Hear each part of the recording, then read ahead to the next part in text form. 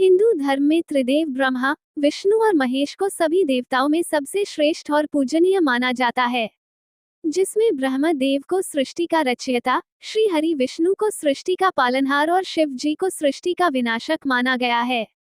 लेकिन एक प्रश्न जो हमेशा ही हिंदू धर्म के अनुयायी के मन में उठता है कि ब्रह्मा, विष्णु और महेश की उत्पत्ति कैसे हुई और इन तीनों में सबसे श्रेष्ठ कौन है।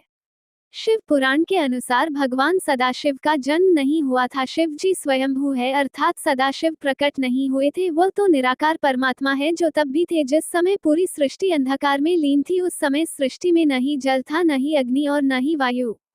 तब केवल तत्सत ब्रह्म ही थे, जिन्हें संतान धर्म में सत भी कहा गया है। उस तत्सत ब्रह्मा ने कुछ समय के बाद एक से दो होने का सोचा। तब उस तत्सत ब्रह्म ने अपनी लीला शक्ति से आकर की कल्पना करके मूर्ति रहित परम ब्रह्म बनाया। परम ब्रह्म ही भगवान सदाशिव कहलाए। तब परम ब्रह्म रूपी सदाशिव ने शक्ति स्वरूपा जगत जननी मां अंबिका को प्रकट किया।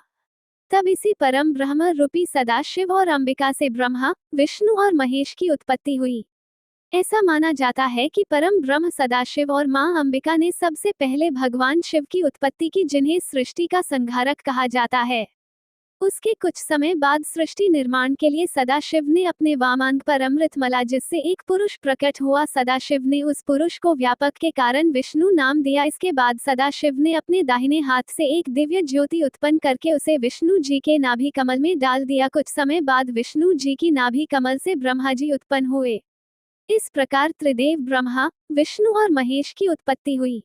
इससे ये साबित होता है कि त्रिदेव ब्रह्मा, विष्णु और महेश के माता पिता परम ब्रह्म सदाशिव और शक्ति स्वरूपा जगत जननी मां अंबिका है।